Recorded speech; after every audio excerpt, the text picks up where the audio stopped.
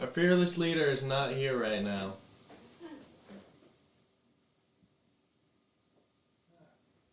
There's an empty seat. I'm going to come and say hi to everybody. Hello, everyone. Good to see all you guys. Shaloha. Good to see you, Penny. Good to see all you guys there. I didn't even get to get in the chat yet. Noble, we'll be there we'll be here really soon, but we just wanted to say welcome, and we're so thankful that all you guys are here for our Hebrew class. And we did miss Digital Readers Club earlier. Justin announced that it was postponed till next week, so I'm glad you guys all found us, found our channel. You just saw Noble's back pass by the camera. Yep. And here he is. Hi, everybody.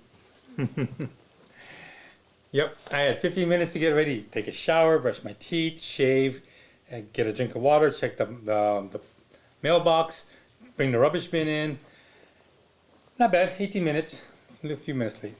It's okay, you're here, that's the main thing. And everybody else is here too. I see everyone's all excited. They're all in the chat already and having great conversations there and everything. It's really cool. Oh, that's nice, Yeah. nice. I'm glad they're all excited. Yeah, it's good to see all you guys on this sunny Saturday afternoon here. It's in hot Holland. here. It's hot, it's really hot. I'm not even sure if our air conditioning is on. Do you know that? It's on dry. You Oh, might, no wonder. you might put it on Okay, cool. I'll just hold on. But It's getting a little hot. yeah, guys. Yeah, I had to also get my cup of water. We don't have much staff here, you know. It's all unpaid staff, so you got to do your own. But thank you for praying because I'm feeling a whole lot better. Haven't been coughing, hacking, wheezing, spitting, you know, all that gala stuff. And my wife is very happy, and Isaac's happy because I'm sure I wake them up every time I'm trying to cough, trying not to cough. So Yeah, it's been a lot quieter around here without a lot of coughing going on all day and night. gosh. And praise God that he's better. Thank you guys all for Yeah. praying for him. And for me too. and for Lisa, although she's not feeling her feet again, you know. Well, Maybe it's I should do the tickle test and see if you know if she can feel anything. She can't stand that, you know, the tickle test. might be okay now actually. Might not You be are? able to feel anything. But if you notice, last time we were on, I think I mentioned that Lisa was my ghost protocol, but now she's my copper protocol because she's not so ghostly white anymore. We went to the Yay. beach one day. She got sunburned in 1 hour. So And it turns into a nice tan. I yeah, like that. that'll last for Get about my vitamin D, vitamin C. So it'll, good to it'll go last for about a outside. week or two, and then she'll start peeling, molting like a snake. What? No, it just means you have to take me to the beach again. Oh, before. okay, all right. Another Um, beach run. So we're gonna have announcements. First thing is, you guys hang out till the end of class. Most of you who I see in the chat already, you guys know that we have a short prayer meeting at the end of Hebrew class and backstory time. So you're all welcome to join there and put any prayer requests in the chat, and I will pick them up when I get over there to the computer.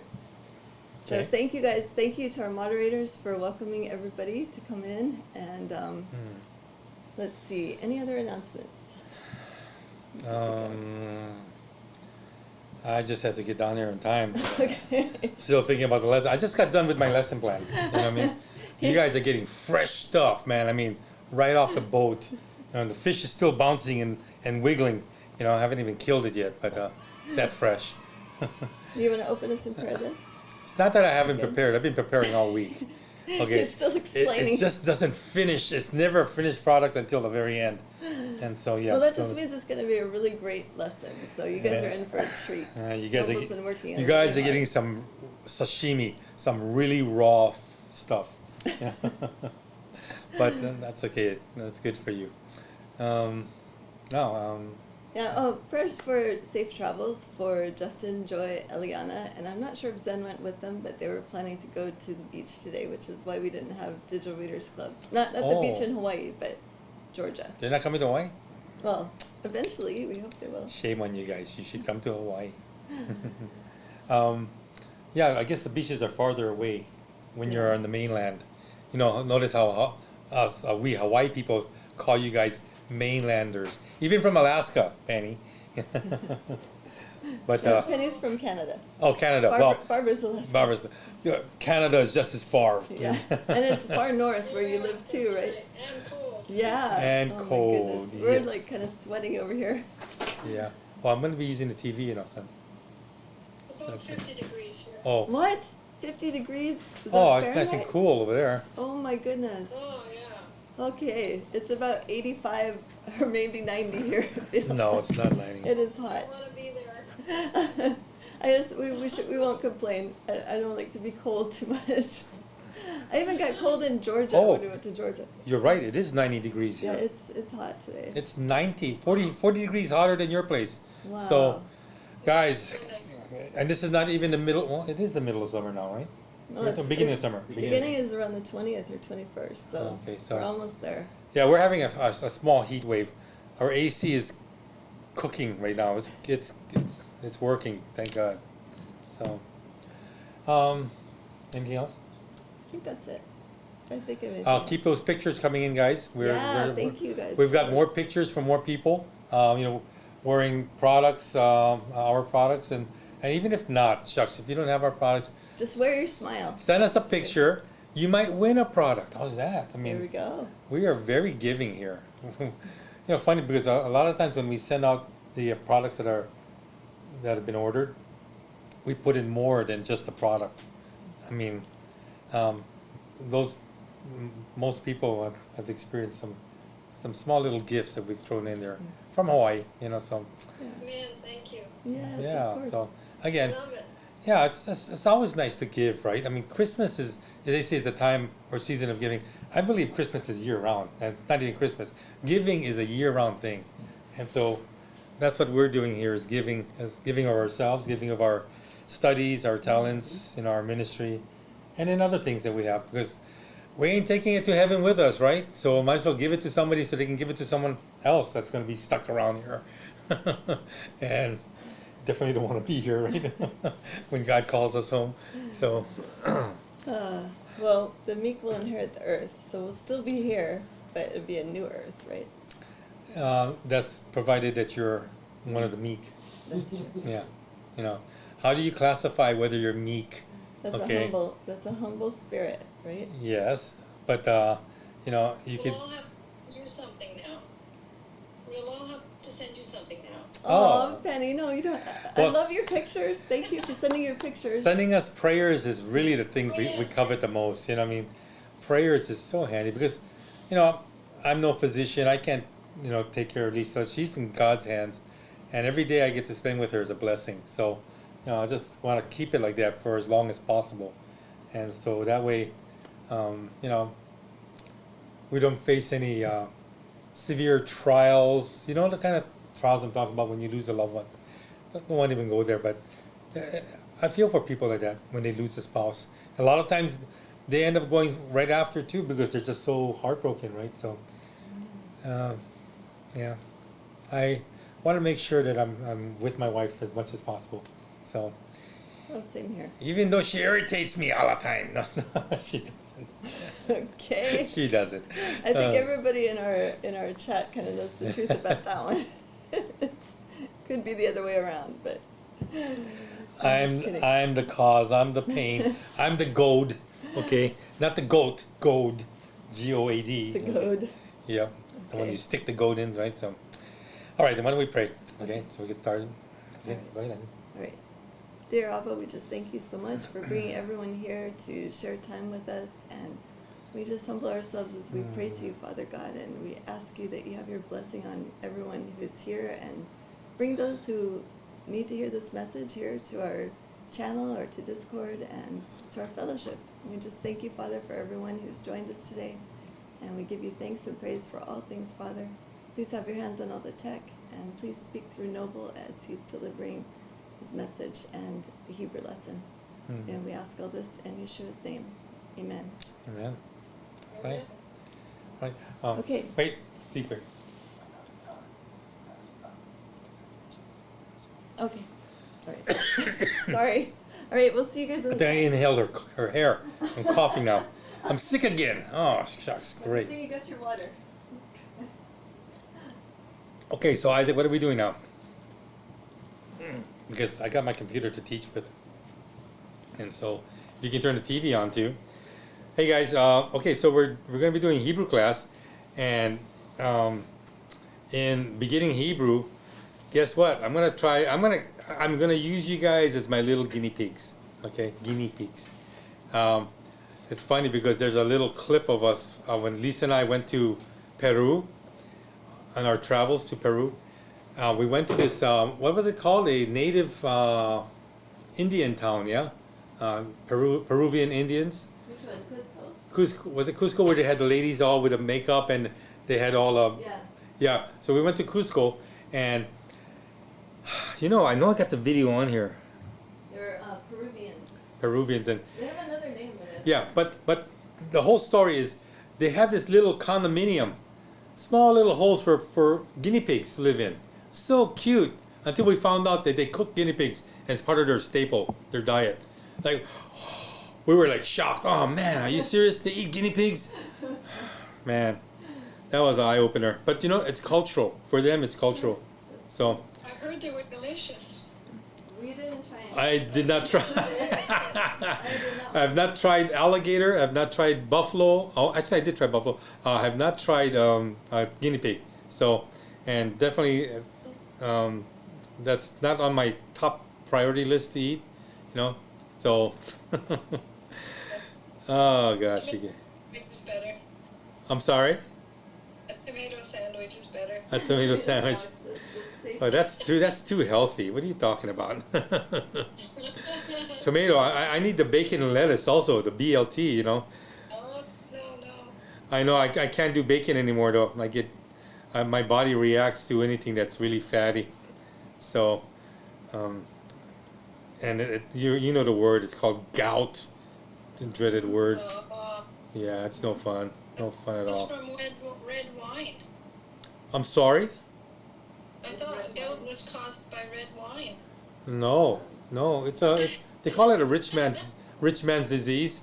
So seafoods, a lot of seafoods, and very rich, creamy sauces, and fatty items. Meats that have a lot of fat. Those are not good for you, and those are gout causing.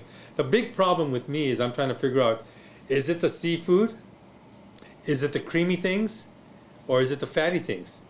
It's the seafood diet. That's what that is. It's because of his seafood diet. Yeah, I see the food, I eat it, right? Strange. But I'm thinking it can't be all three, that's affecting me. Then again, I'm kind of succumbing to the fact that maybe it is all three, and I need to stay away from that. Oh well, we all have our issues, right? And gosh, but Do you want to hear who's watching? I can say hi to everybody. sure. We got Tammy, Adrian, Marvely. Yo, Tammy. Yo, Adrian. Philip. Marvelly. Philip. Tammy George, of course. Who? Tammy George. Yeah, I mentioned Tammy. Cool Eat. Cool 8. Yeah. I think What is that? Yeah, it's Cool Eat. That's another class member. Oh, really? Oh, I thought it was something cool to eat. Mark Kulas, Hey, Mang. Tommy Kiefer, Tommy. of course Penny, Penny. Yes. Yes. And Terry Todd. Terry Todd. I hope you're abstaining from ice cream too, Terry, just like I am. Okay. I haven't had ice cream in a long time. And Tammy, you too. I hope you haven't been touching the ice cream. And Marvelly said have a BLT, banana, lettuce, tomato. Ah, banana. You know, I asked Lisa for a mango smoothie this morning. I just wanted a mango smoothie with ice, you know. Guess what I got? What did I get in there? He got cucumber, spinach, Cucumbers, spinach, lettuce, banana, pineapple. tomatoes, and pineapple. And all I wanted was a mango smoothie. Nope.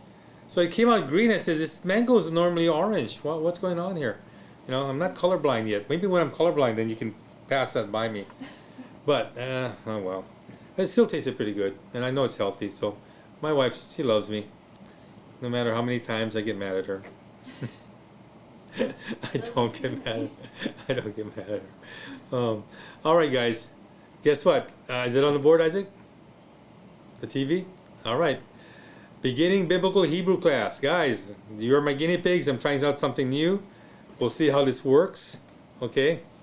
Today we're going to be talking about the shewa again.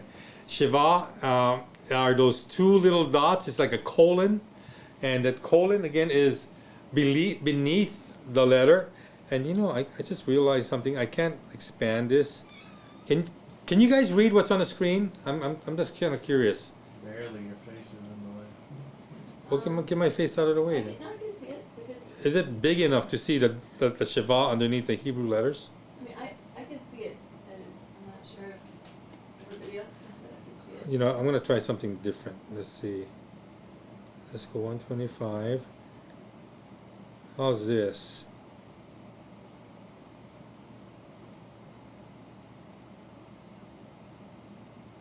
There. Is that bigger? I'm waiting to hear back from anyone. I can see it just fine, so don't worry. You know, when it comes to experimenting things, guys, it is... Oh, there. That's good. It is good? Yeah, that's good. Okay. So the shewa and syllabification. Remember last week I talked about how to syllabify. You guys remember the rule, right? There's a open syllable, which is what? One consonant and one vowel. And then there's a closed syllable. One consonant, a vowel right after it, and another consonant. So it's like a sandwich. It's a consonant sandwich. You know, not like a BLT. It's a consonant, vowel, consonant. Okay? And when you have those syllables, that's how you're going to pronounce it. A lot of times now, when we come to the shewa, which is those two little dots, like a colon beneath the letter, I've always been, every time you see me writing on the board, I say, is it a vocal shewa or is it a silent shewa? Okay?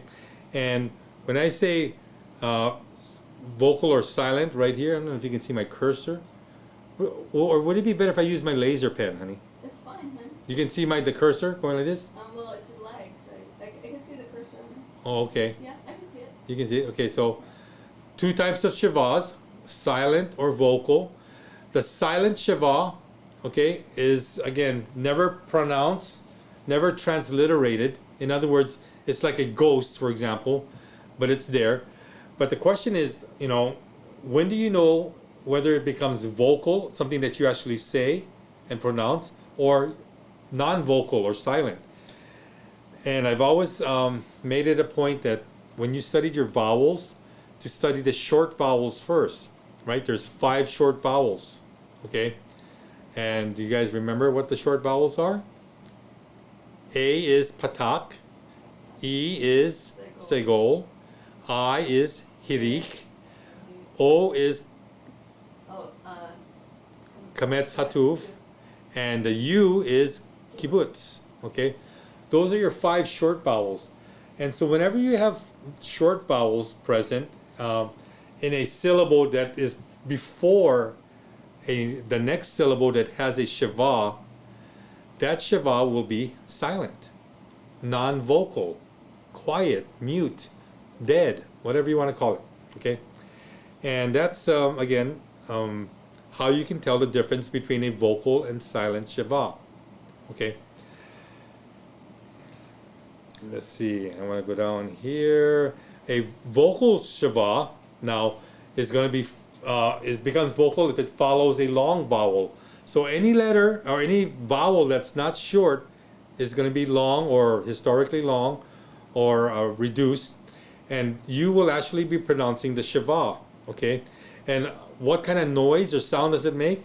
Right here, it says, the vocal shewa maintains a hurried pronunciation and sounds like the A in the word amuse. You know, so when you say amuse, it's so quick, it's so brief, it's like you're almost barely saying A, but you're mostly saying muse, amuse, all right? And again, it's transliterated, you know, when I write it on the board, it's transliterated with an upside down E, okay, right here, you'll see this, upside down E, or as a superscript E. And that's a small, very small E. Superscript is up on the top, okay? So again, those are the ways that are transliterated. Why is that important to know? Well, if you read Bible commentaries like I do, a lot of times they will go into original language. And some of them don't use Hebrew or Greek or Aramaic. They'll use English transliterations of the original word. And this is where your transliteration comes in.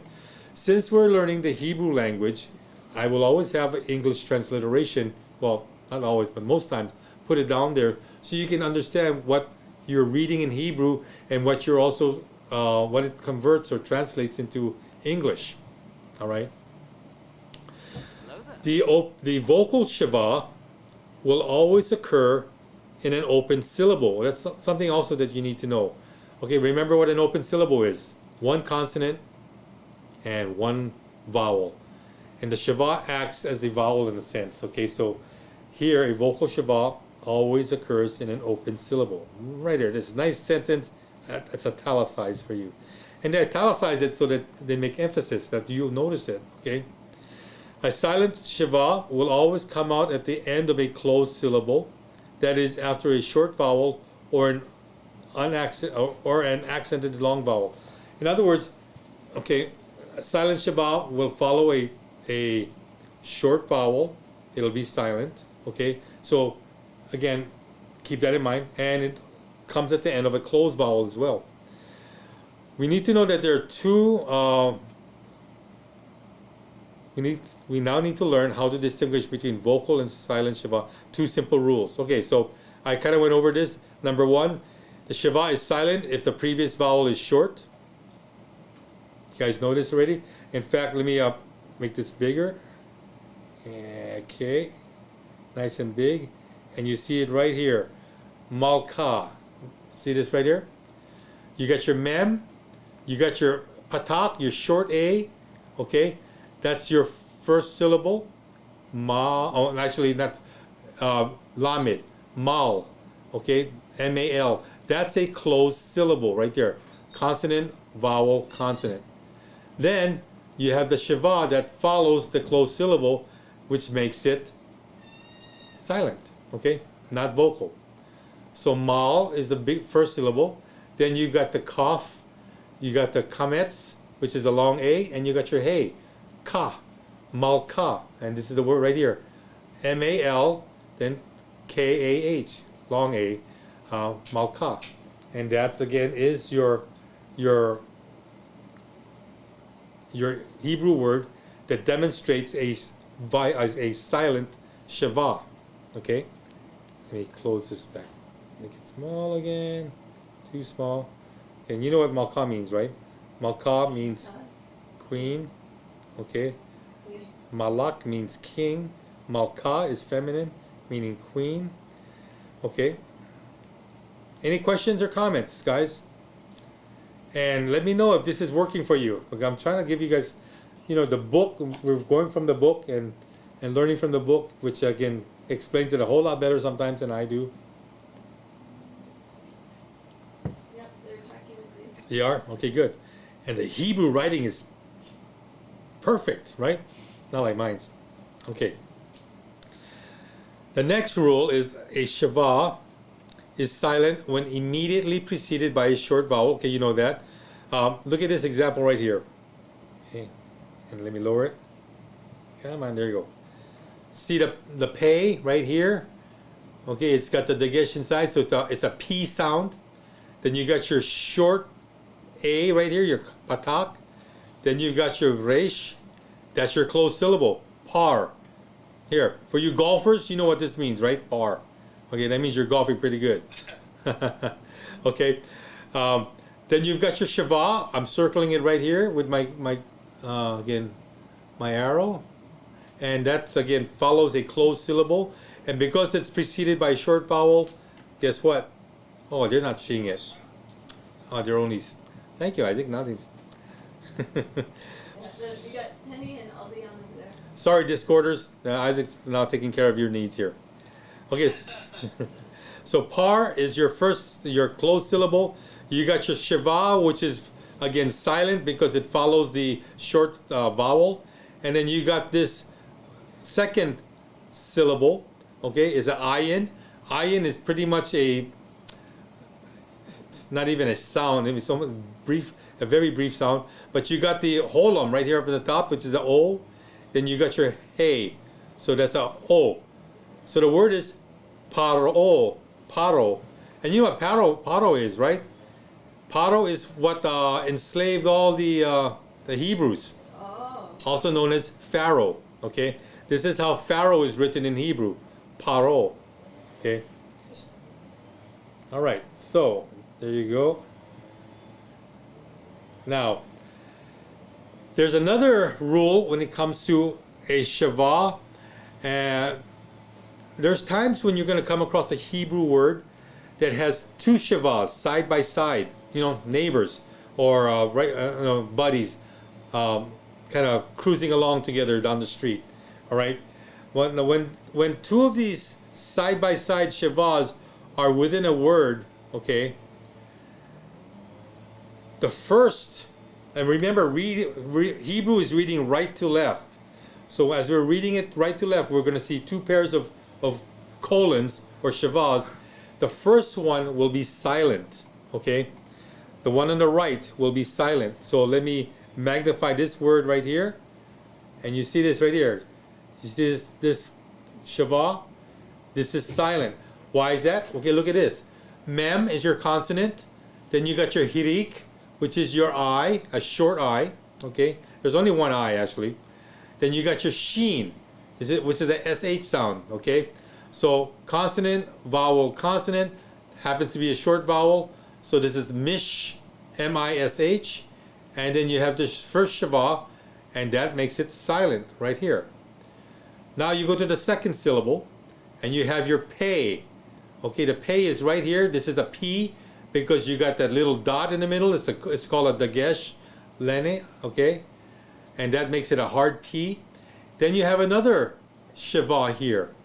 Now remember, the rule is first one side by side is silent. Second one is vocal. Okay, somebody's got to talk out of the group. All right, you cannot have two mute buddies, or else they'll never communicate anything to a world that doesn't understand sign language. All right, makes sense, right? So here you go. This is going to be, again, remember that upside down E or a superscript E that's very small, and it's very briefly or pronounced very briefly, like A in amuse. What's that? The left is always noisy. The left is always noisy. Hey, that's a good one. The liberal left is always noisy. They're the squeaky wheel. Good one. I like that.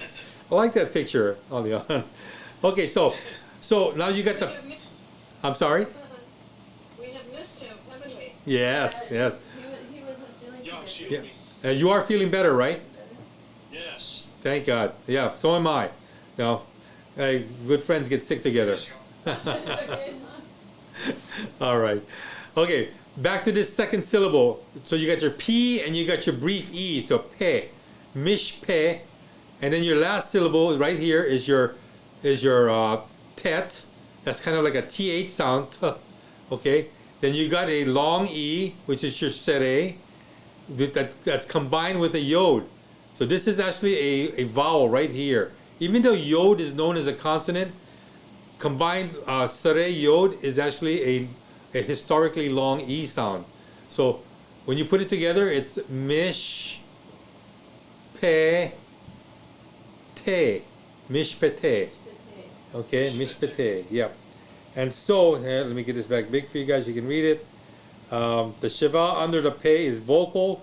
The word is syllabified, and I did that for you guys already. Let's see if I can get this over to the right. There you go. And this is how it looks like in English. See, M-I-S, and with that little V on the top of it, that makes it an S-H, mish. Then here's your P with a superscript E, mishpe. And then you got your tet, okay, with that little dot below it, that makes it a tet, not a tav. And this is your historically long E, mishpete, okay? So,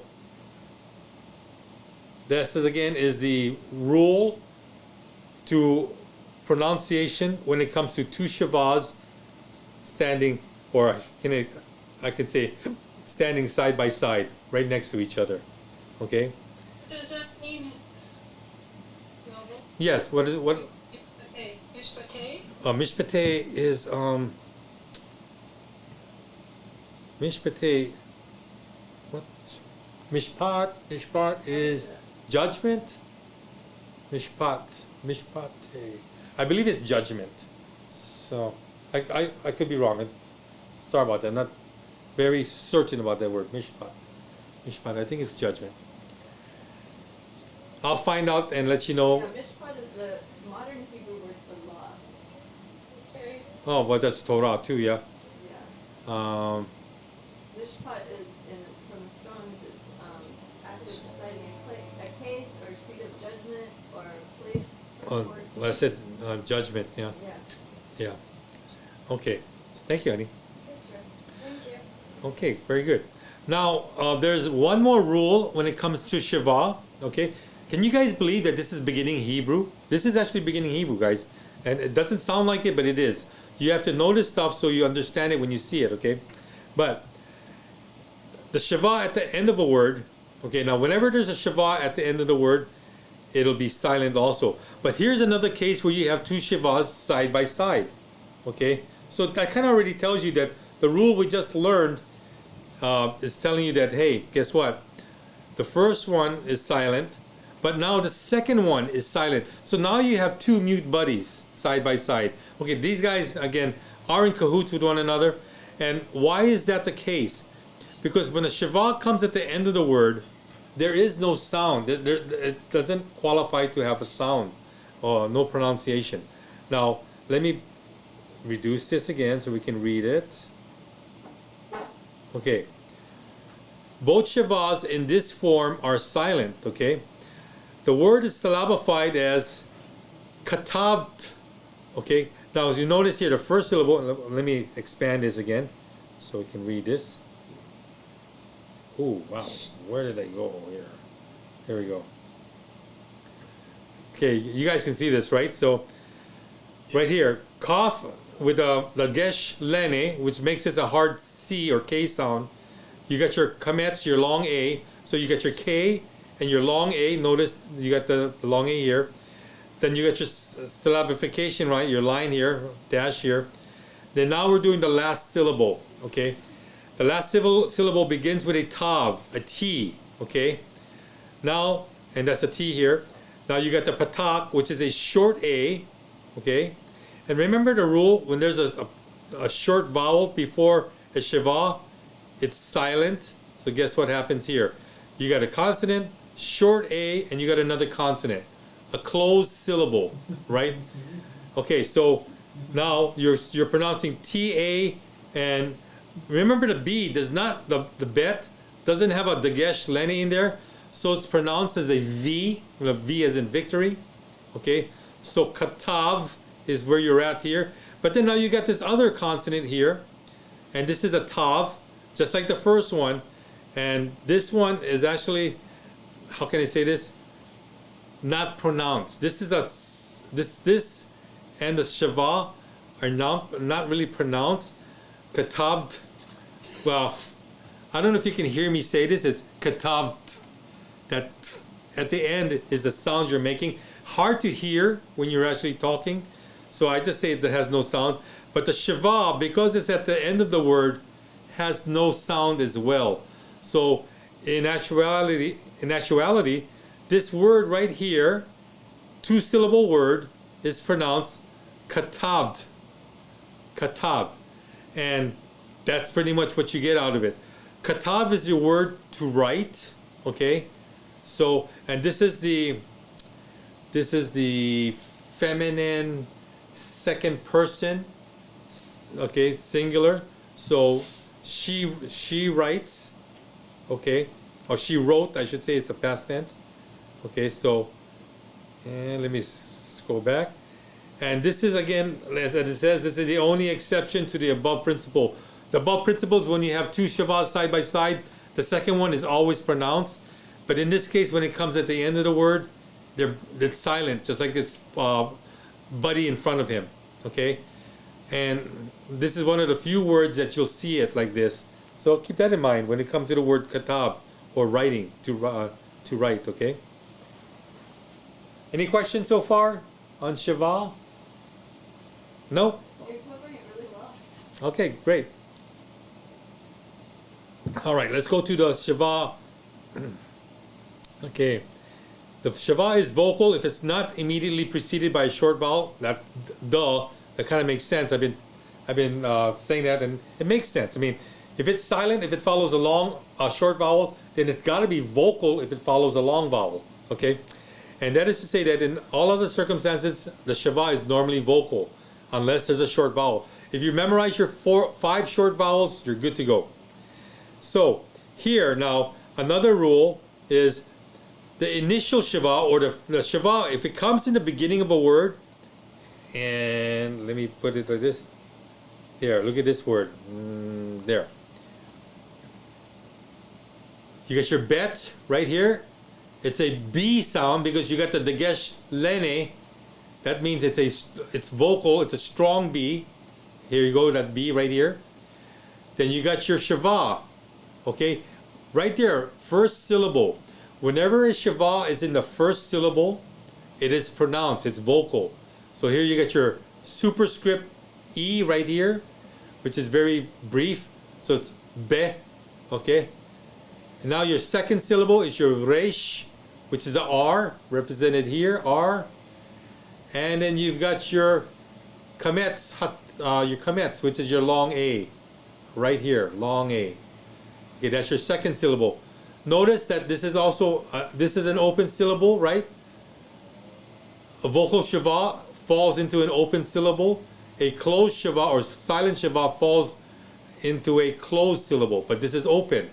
Second syllable is also open, ra, bera, and then last syllable is your closed syllable. You got your kaf, kametz, long A, and your hey. Okay, there's your sandwich. Consonant, vowel, consonant. Consonant, vowel, consonant. Beraka. Beraka. And that's how you, yep. And that's how you pronounce this word. Okay. Comes from the word barak, to bless. Okay. So this is she bless. Okay, because this is feminine. Baraka. Okay. Let me bring this back smaller again. Okay, here we go. All right, so initial shewa in the very beginning, first syllable is pronounced, it's vocal, okay? Again, we're gonna go back to those contiguous or side-by-side shewas. It's just repeating what we did earlier. The first one, let me expand it right here. The first one is pronounced, in this case, no, not pronounced, it's silent because it's mish. It's in a closed syllable. It's following a short vowel. The second one is pronounced. It is a vocal shewa. And that's what we were talking about earlier. They're just making sure that you understand this again. I guess frequency sinks in more. So they're just saying that, hey, guess what? The second shewa is, again, vocal. Okay? Any questions? If not, I'm moving on to the next slide. Okay, and here we go.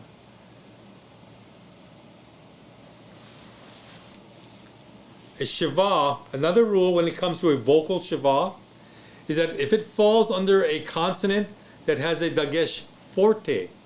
Now, we studied dageshes earlier last week, and we're studying it again today.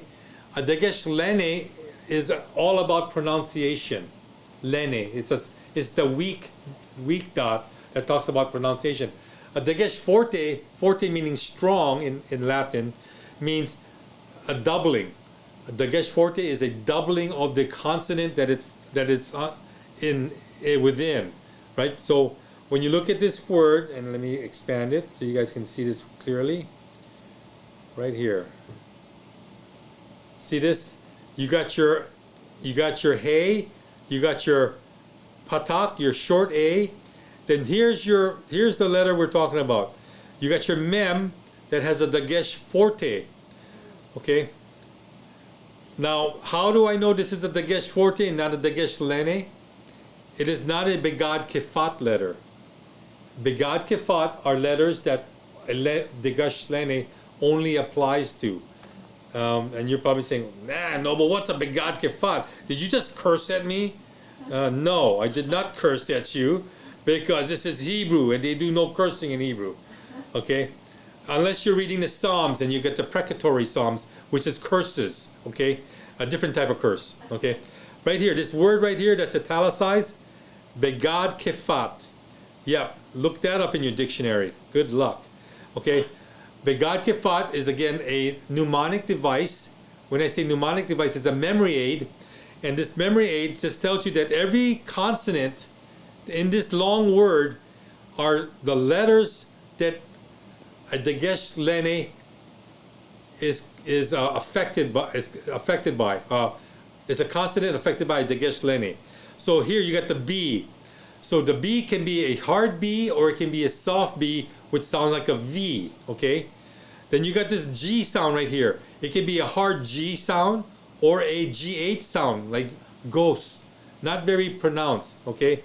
The next consonant is a D, and that's again a D, a hard D, or a DH sound. That's kind of like ghost or D, okay? Next letter is a K, which is your cough, okay? A cough, it can be a hard K or a soft K sound. Here's your P, that's another consonant. It can be a P sound with a dagesh lene in there. Without the dot inside, it's going to be an F sound. Okay, P or F. So that does make a difference, okay? And then the last one here is your Tav. Okay, that's your T sound. Okay, and it can be a T or a TH sound. All depends on the dagesh within it. So going back to this word again in the beginning here, mem is not a begad kefat letter, so whenever there's a dot inside of it, it's a dagesh forte automatically. The dagesh forte means you double the M. So here you got a H, A, M. And then you have another M, and then now this shewa follows the second M. Okay, that second M is your second syllable, and this is where it's actually vocal. Okay. And then you got the rest of the word that's lamed, kametz, long A, cough, that's your C, your K sound. Then hirek, yod, mem, sufit, your masculine plural. I'm going to go right here to this transliteration in English. So again, ham, okay, H-A-M, remember? That's your first syllable. Then you got your M, and you got the shewa that actually should be written over here.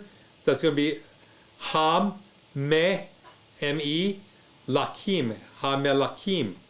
Okay, that is actually why you pronounce the shewa after a consonant that has a dagesh forte. It follows the second doubling of the letter, the consonant. That's a syllable then right there, right? That is a syllable. This is a syllable. Hamelakim. Yeah, they should have the small superscript E right over here. I guess they forgot to put that in the book. You know, the editors missed this one, okay? So you're better than the editor because now you know that a small E belongs here, okay? Any questions on this, on a shewa that is under a consonant with a dagesh forte, a doubling of the consonant? No questions? None in the chat? I don't know about Discord, guys. Okay. Give it 10 seconds. Yeah. Yep. I don't see any questions. Okay, I had to get a drink of water. Now we move to the last point. Well, actually, almost last point. A shewa after an unaccident long vowel is vocal. Okay, here's the word. Now, accents play a big part in pronouncing Hebrew. Okay, and a lot of times, you know, you would think that accents are not as prominent because in English we don't look at accents very often, but in Hebrew it is actually something to consider. So here, this word, we have a cough with a dagesh inside here. This is a begad kefat letter, K, right here, K. So it is a hard K sound. Then you got your vowel, which is a holum, a O right here. And there you got K-O, long O, ko. Okay, that's ko. Next letter, next syllable is your tav right here. Okay. And then you got your shewa right here. Okay. This again is vocal because there's no short vowel before it, right? Automatic rule. So this makes it a vocal shewa. So now you got your T, and then now you got your superscript E. They did it right on this one, kote.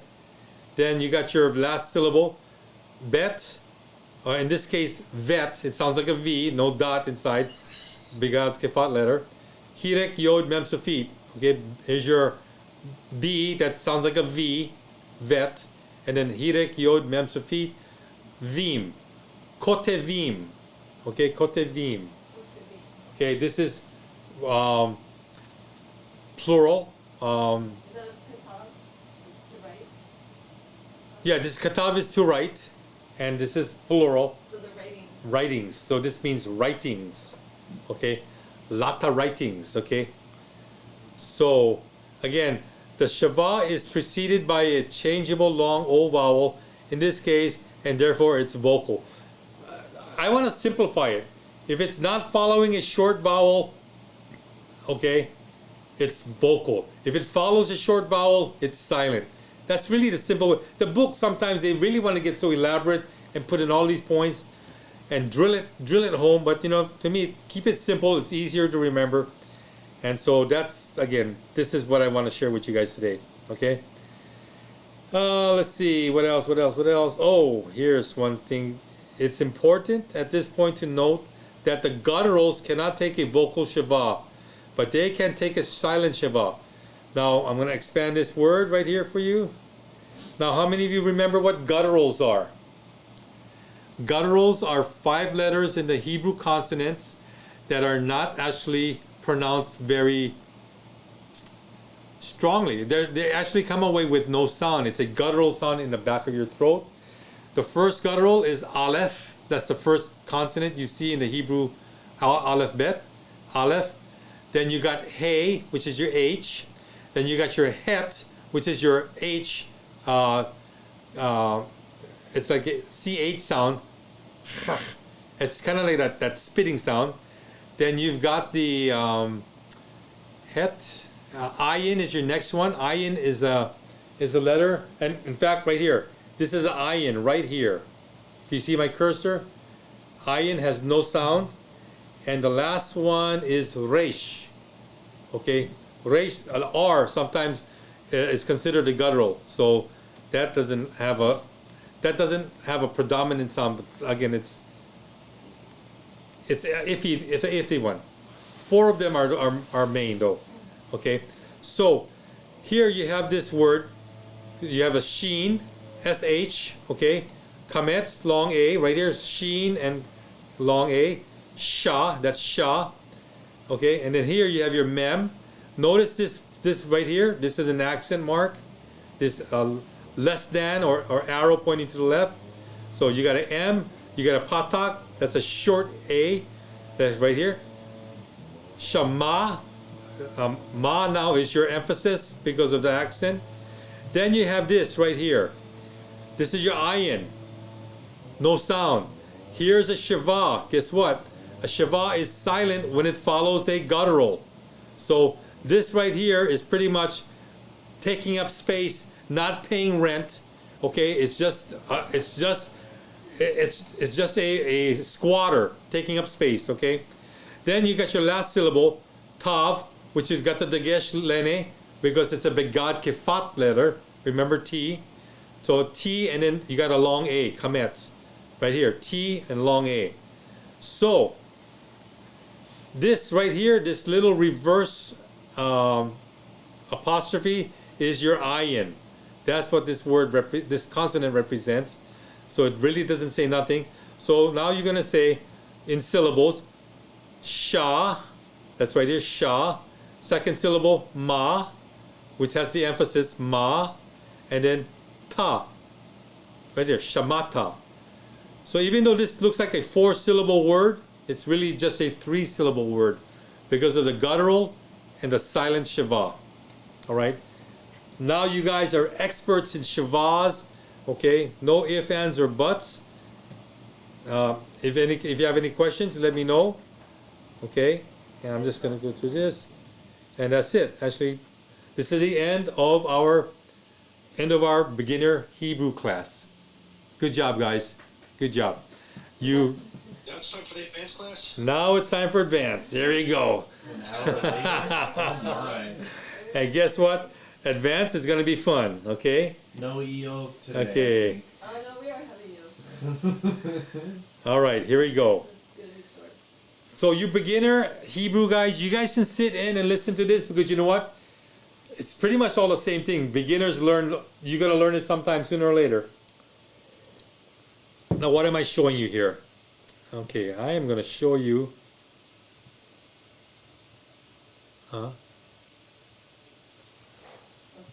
Okay. Isaac didn't want half of my face in there. Okay. Here we have the call perfect. Remember I started teaching you verbs. Okay. And I started with the call. The call is your main conjugation. Okay. And it's in actually the call is the main stem that we want to learn. Perfect is the conjugation. Remember when I shared perfect, it means past tense. Everything that is perfect is done. It's completed. So you have the translation of a past tense in English. So you notice here, katal right here. This is the word katal. I'm going to make it bigger for you guys so you can really see this. Okay. Now, katal in the perfect right here translates he killed. Okay, this is masculine. Okay, he killed. So whenever you see this word in Hebrew, there you go. Now, when it comes to verbs, you add on the end of the word an ending. They call it a suffix. Okay, here in Hebrew they call it a sufformative. Right here, you're learning some really nice 4-syllable words. It's going to really make you sound smart, but it's another word for suffix, okay? And a sufformative is right here. See this? Kametz, hey. Kametz, hey. It's kind of like that's actually, when you do the nouns, you put a kametz, hey on a noun, or you read it on a noun, that makes it a feminine noun, okay? But this is verbs we're doing. So here, you're adding kametz, hey to katal. Remember, katal is he killed. Now you have this word here that looks like katal, except the vowels have changed a little bit. Okay, the consonants are still the same, but the vowels have changed a little bit. Then you add on this kametz hey, the suffix or the sufformative. Now, when you pronounce it, okay, this is a reduced vowel, but it's still something that's not a short vowel. So this shewa right here, guess what? It is vocal because it's not preceded by a short vowel. So here, the first syllable is kof and kametz hatef, which is ka. Okay, ka. Then you got your tet and your shewa, which is remember, shewa is pronounced as like a very brief e. Kate. And now you got the lamed with a kametz hey, la. This is la, L-A-H. Katela. Katela is translated, she killed. Katal, he killed. Katela, she killed. Guess what? 2 English words for 1 Hebrew word. How's that? Okay? What I'm teaching you is now how to understand Hebrew verbs, especially when you have the sufformative. And in the perfect tense, sufformatives is all you're going to get. Okay? Nothing in front, no prefixes, only suffixes, only in the end. Okay? Now, to kind of expedite this process, look at this sufformative right here. You got a tav with a dagesh in the middle, okay? Makes it a hard T sound. Then you got a kametz. That's a long A. T-A. You're adding T-A to the word. Let's go over to the word katal, which is to kill, right? Katal. Now here, ka, ta. Okay, now look at this. Lamed, and then you got a shewa. What kind of vowel is preceding or coming before the shewa? A patak. And a patak is a short A. So what does it make this shewa right here do? It makes it silent. Very good, guys. You're getting this. Man, I'm happy. Okay, so now when we go back to the syllabifying, your first syllable is an open syllable. Kof, and a kametz, that's ka. Then you got tet, short vowel, patak, and lamed. That's a closed syllable. Katal. Okay, katal, just kind of like up here, katal. But now you're adding this ending. Ta. Katalta. Katalta. What do you get out of katalta? Masculine, second person, singular. You killed. You killed. Okay? So when you ever see this ending, this ta ending, it's a masculine singular. Okay? That means you killed. It's talking about a male gender killing somebody. Okay? Like, Aldian, you killed. Okay? It matches up with Aldian because Aldian's a guy. Last I checked, Aldian was a guy. Right, Aldian? I'll have Lisa do a transgender check to make sure. But no, she won't have to. She knows you're a guy too. Okay? All right. So, but I'm saying that because there is a masculine form and now there is a feminine form. Look at this right here. See this tav with a dot in the middle, which makes it a hard T. Then you've got a shewa, right? Now you add this sufformative to the root word katal right here. I'm going to circle this right here. In fact, I'll make it even bigger so you guys can really see this right here. Okay? Now you got shewa and you got shewa. Guess what? What did we just learn? 2 shevas side by side, right? First one is normally silent and the second one normally vocal unless it's at the end of the word, right? So guess what? You got 2 mute buddies. 2 silent guys that are not saying nothing. Okay, they're again in cahoots with one another. So now we go back to the beginning. Ka is your first syllable. Then you got tal, your second syllable, because this shewa is silent. And this one is silent too. This whole setup right here is silent. So it's going to be like, it's going to be pronounced ka, talt, katalt. There's really hardly any sound at the end.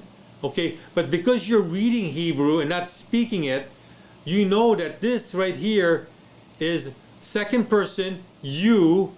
Let me bring this smaller again. Okay, and I'm going to bring it small to this point right here. See that 2FS? Second person, feminine singular. Right here. Right here. Right here. You killed. Up above is you killed as well. They both say you killed. But the difference in Hebrew is that you can say whether it's masculine, right here, masculine, second person masculine, or second person feminine.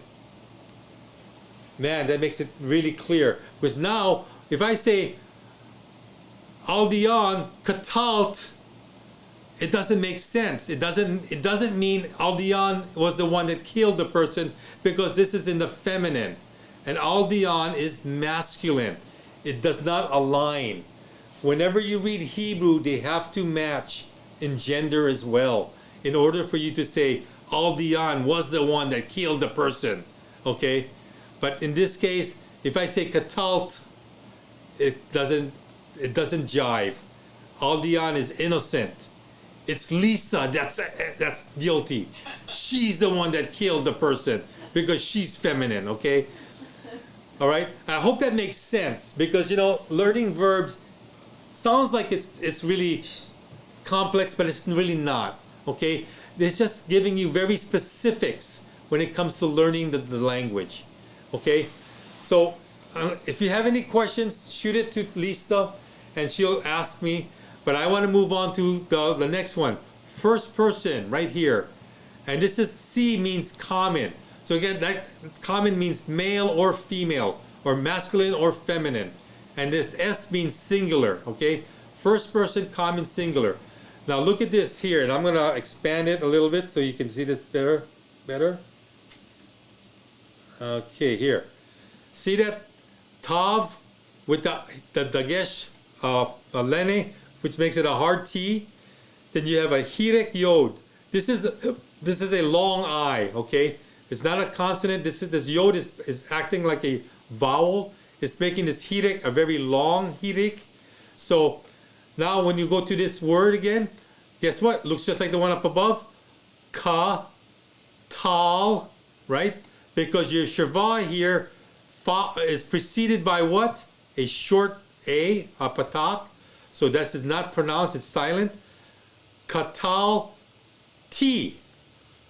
Come on, you tea drinkers out there. This should be easy, okay? For you golfers, what do you put your golf ball when you're driving off the green, off the tee box? You put it on a tee, okay? For you Hawaiians, tea leaf, okay? That's what you wrap your laulau in. Okay, so katalti, okay? Now what does katalti translate to? I killed. I killed. Why? First person. Me. I killed. Okay? Tommy was saying that when you were saying katla, he said, it sounds like a bird screaming at you or something. I said, tell Noble say it 3 times fast. Katla, katla. Tammy. I'm going to get you, Tammy. All right. Does it make sense? This is just a singular, guys. Okay? And the singular, again, if you remember these suffirmatives, and the suffirmatives are right here, okay? If you memorize them, and now when you add them onto a word, a perfect verb, like katal, for example, now you can actually say, wow, I know what it means. He killed, she killed, you masculine killed, you feminine killed, and then I killed. It's really easy. You just got to do a little bit more memorizing of things, okay? Not that much, but it you know what? You want to learn Hebrew? I am giving you Hebrew, guys. Okay? Now I'm going to scroll up. Okay? I'm scrolling up to what? The plurals. Okay, you see this right here? Third person. Common plural. Okay? There's only 4 of them. Okay?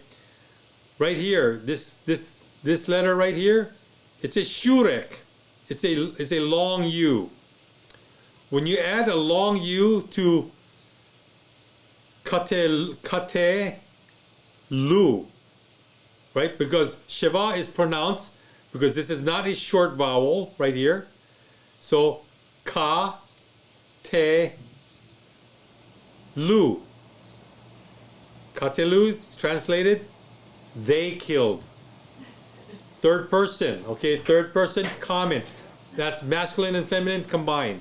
Yes, Lisa? I'm laughing because you were saying, I'm going to get you, Tammy, and Tammy said, he's going to get you, Tammy. Got it written down right there what he was going to do in black and white. I'm going to kill you, Tammy. I'm going to katalti you, Tammy. All right. It's a really fun chat. Good. I'm glad you guys are enjoying it. I hope you guys are still focusing on what I'm teaching, okay? They are, yeah. Okay, good. One is putting answers in, and those Good. not chatting, I think, are more focused. Okay, good. All right, let me finish this up because I'm kind of past my Hebrew time. Okay, see this right here, tem, T-E-M, tem. That is, and I'm going to go this way, back this way. Second person, masculine plural. Think of it this way. When you say M at the end of the word tem, that's masculine. Here you have ten, T-E-N. Now you know what 10 is. 10 means the number 10. Okay, pronounced the same way. The N, the nun suffit ending, is feminine. The masculine, the mem suffit is masculine ending. When you add tem to katal, or ten to katal, what are you doing? You're saying you killed, and you killed. Now this is plural, so it's you all. Okay, you all killed, and this is masculine right here. So Aldion, Isaac, who else do I have there? Adrian, Mankulas, all you guys, you all killed Tammy or somebody, okay? That's horrible. Okay? We're coming for you, Auntie. Watch out, Tammy. The guys are after you, okay? Marvelly has a question. Yes, Marvelly. Is the Tav silent in Katlu, they killed? The what? The Tav? No. Tav is pronounced. This is a tet, not a tav. I mean, oh, okay. Okay, this is a shurek. This is not a tav in the end. So it's katelu. They killed katelu. She said 3 CP. Is it one? Yeah, 3 CP. Yeah, that's one. So the sufformative, the ending is a shurek. This is a vav with a dot in the middle. That's a long u. Okay, shurek is your long vowel. You're adding a u on the ending of the word katal. So it becomes katelu. That's how you pronounce it. Okay, Marvel, I hope that helped. Yeah, she corrected herself. And they killed, okay? Yeah, that's one. Okay, so now here, back to this one. Second person, masculine plural is tem. Remember tem, it's masculine, it's all males. And then here, second person, feminine plural, this is nun sofit, it's 10. So if I say, and how do you pronounce this? Kat. Okay, remember, the shewa is preceded by a short vowel. So it's katal. No, ketal, ketal. Then you add tem. Ketal tem, ketal 10. Okay, so if I say ketal tem, 10 with the N, that's Lisa, Marvelly, Tammy, Terry, all of you women killed Isaac. Oh my Okay? God. Yeah, because Marvelly said that so there's no dagesh in the tet, like in this word, right? in which word? Well, in like 3 CP. 3 CP? No. This dagesh is actually, when you look at your long vowels in the beginning of the book on vowels, this is a shurek. No, she means like there's not supposed to be any dagesh in the tet. You know, like how like Tav has. Oh, yeah, okay, yeah, so what you're saying is, so you look at all the tets here, all these T's, there's no dagesh inside of them. So you're pronouncing it normally, okay? It's the tav that has a dagesh inside. Remember, there's actually 3 T's in Hebrew. The tav is the one that will have a dagesh. This is a tet. This is like a TH sound, okay? Okay, so back to the Hebrew here. Tem is men. 10 is women, okay? And it all second person, meaning you all men, all you men killed, or all you women killed, okay? Now I'm going to scroll up. Can I scroll up? Hello, let's go up. Up. Man, why is it not going up? Because you didn't take the whole picture. Shucks. There's nothing else. I think I cut the word. Did I cut? Oh no, I know what I did. There you go. I got it. I figured it out, guys. Okay, now let's expand this thing. Whoa, too much expansion. Okay, we're going to the last one is 1 CP. That means first person common plural. Okay, first person common plural means We, not I, we, okay? So what are you doing? What's the affirmative or the suffix you're adding? Right here, noon and a shurek, which is a long U. So that's new, okay? Kind of like when you go to the store, you want to buy brand new shoes, new, okay? Added onto the word katal, what do you get? Katal nu. Katal nu. Why? Because the shewa is silent. It's preceded by a short vowel, the patak. Okay? So what happens with katal nu? How do you translate it? We killed. So men and women. Terry, Marvelly, Tammy, Aldion, okay, Monkulas. Yep, everybody. We're all conspirators. This is like the movie Murder, She Wrote. Okay? We're all potential killers. Or Murder on the Orient. Or Murder on the Orient Express. How's that? We all Okay, kill. that can tell you the giants, the Anakins. Oh, yeah, yeah. Anakim. Okay. So, That's right. okay, guys. Now, I need you to remember, this is in the call. Okay? Let me reduce it. This is the call perfect, okay? Call perfect, okay? And this is, again, past tense. When you get the translation, I've always past tense.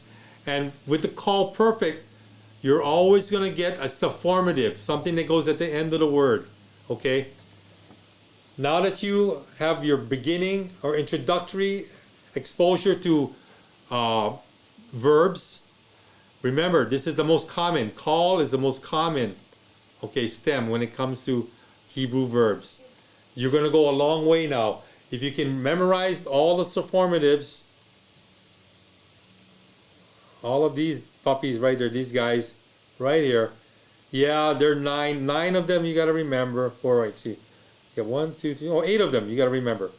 8.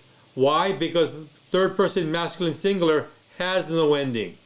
Just the word katal means he killed. So 8. If you can remember 8 endings, you're going to go a long way. Okay? Any other final questions or comments? No?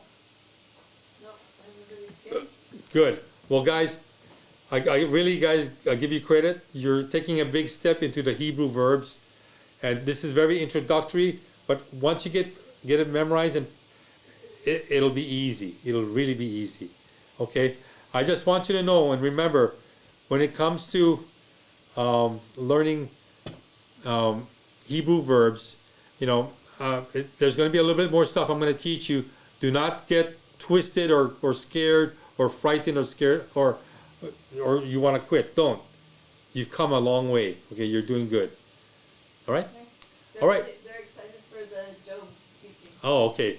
All right, Isaac, if you don't mind hitting our next second intermission song, I'll set up for Hebrew.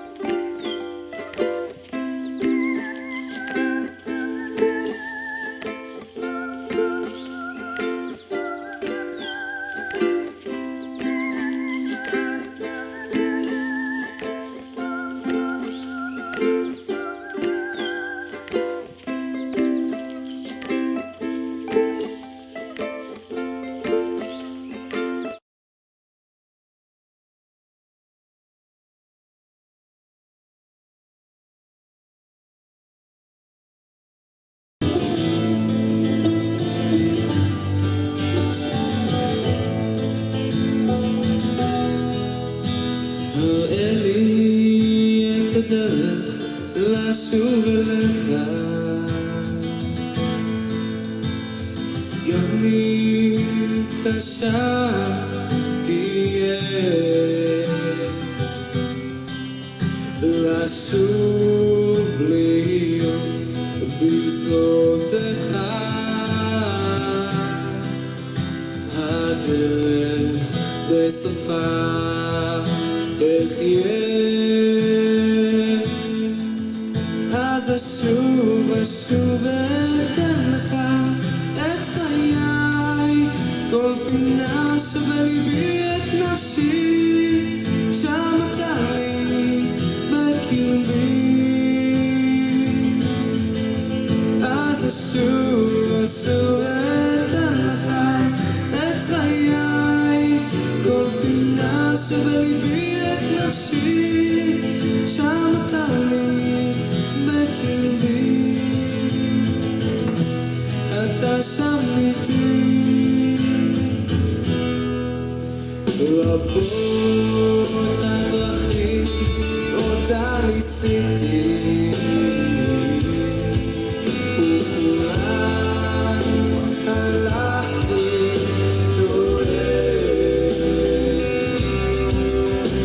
רבים הקולות להם הקשבתי,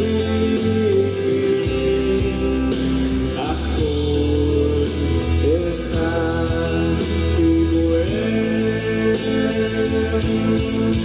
אז אשוב אליך את חיי, כל פינה שבליבי את נפשי, שם אתה לי בקרבי.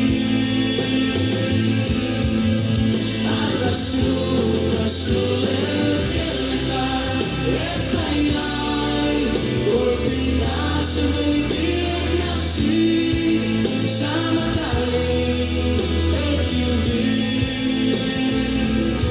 אתה שם איתי, אתה שם איתי.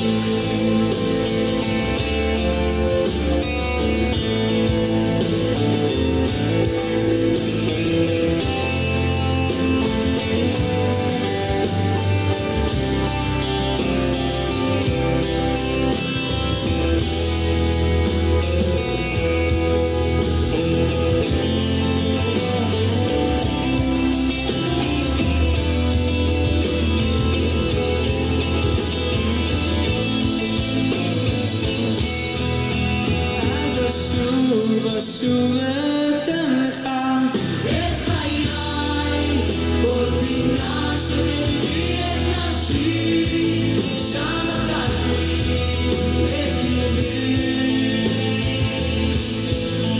אז אשוב אתן לך את חיי, כל פינה שבליבי את נפשי, שם אתה לי בקרבי.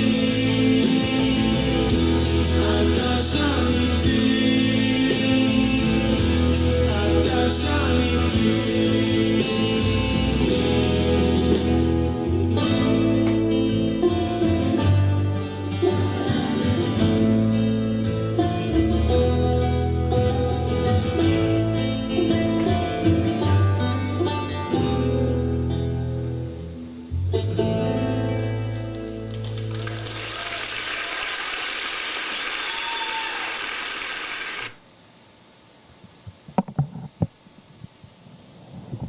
Am I on? I am back, guys. All right. So, yeah, doing this study in the book of Iyov, also known as Job, has been really a great learning experience for me. I'm understanding things I haven't understood before, especially about this book, because this book is actually very complex.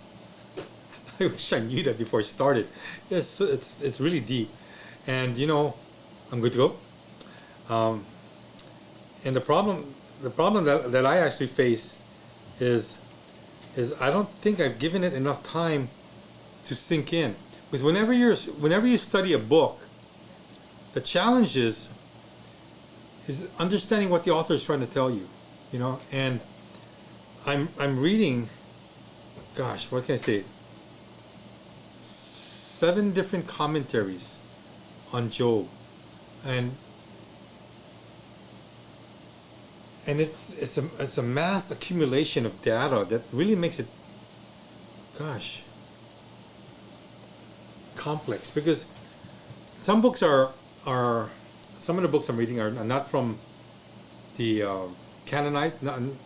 They're extra biblical books, ancient Jewish writings, and so a lot of people say they're not canonized, but they still offer a lot of information.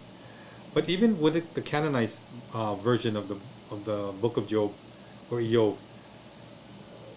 different authors and different commentaries have different perceptions of the book, and I'm trying to navigate through it and see what actually makes sense to me. And so as I share this Saga of Iyov with you guys all, know this: it is in the category of poetical books. You've got the Pentateuch in the Greek, the Pentateuch. You got the historical books, then you've got the poetical books, minor prophets, major prophets. This is definitely a poetical book because in it is a lot of poetry. And the thing about Jewish poetry or Hebrew poetry is that the English translation is not as, doesn't measure up. I mean, I can say my wife is beautiful and you'll understand, oh, Noble's saying that his wife is beautiful. But to me, she's more than beautiful. But there's a certain amount of words I can only use to describe her. She's beautiful, gorgeous, sincere, sweet. I mean, all of these words, I can say about my wife, and yet it's not communicating what I really know of her. And in Hebrew, when it comes to poetical books, sometimes you don't get the true equivalent translation in English.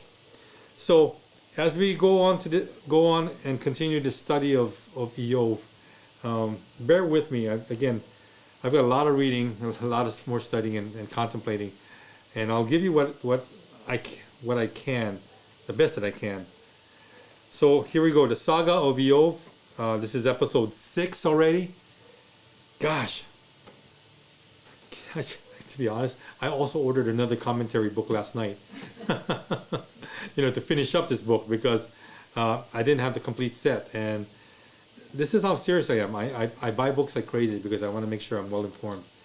And so Lisa this was 2 o'clock this morning, and Lisa's like, you want to order a book? Okay. Poor thing. And me, I'm up, I'm awake, I'm reading, I'm studying, and I'm saying, come on, Lisa, order this for me. And this poor thing is sleeping. That's okay. I barely remember that I ordered. All right. So Isaac, do you want the lights out for the main screen, or is this good? What works better? Tammy just told everybody her little map issue in chat. Oh, she did? Hawaii, yeah. Oh. She wanted to see if anyone else had it was map challenge. We're next to the North Pole. That's where we're at. Size of the North. Okay. Last week, I ended with this slide right here. When the 3 friends of Iyov came to Alcitis, which is again in the city of where Iyov lives, they were asking, "Where is Jobab, the king of all Egypt?" And they said to them about me, "He sits on a dung heap outside the city. For 20 years he has not returned to the city."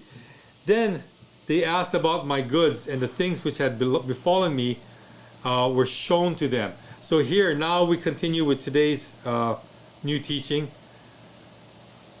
The friends are uncertain if the man sitting atop the dung or / ash heap was indeed Iyov. They arose and began to say to one another, "No, that can't be him. It can't be him. How can he have fallen into such a deathly state? I mean, the richest man now being the poorest man." And this is in the, and when you see that little thing on the bottom, T Job, for example, that's Testament of Job, chapter 30, verses 3 to 5. Okay, I'll give you the citation, so that way you know that this is again from the books that I've been reading. "And after 7 days of sitting shewa," remember, sitting shewa is normally what you do to mourn a person that's passed away. And here they're doing this even before Iyov passes away. Eliphaz spoke up and said to his fellow kings, let us approach him and question him carefully to make sure that's really him, because I'm not sure that's him. Testament of Job 31:1. Okay? So Eliphaz spoke up and said to me, are you Jobab, our fellow king? Are you the one who once had vast splendor and wealth? Are you the one who was like the sun by day in all the land? Are you the one who was like the moon and stars that shine at midnight? And I said to him, I am indeed. Testament of Job 31, verses 5 and 6. Discovering that the man on the hill was indeed their relative, Eliphaz weeps with a loud wailing over Iyov's losses. He then calls out a royal lament while both the other kings and their troops sang in response. Okay? And this is again Testament of Job 31, verses 7 to 8. And here, when I mentioned that they have that the book of Job is a poetical book, now you'll understand, because this lament is a poem to Job.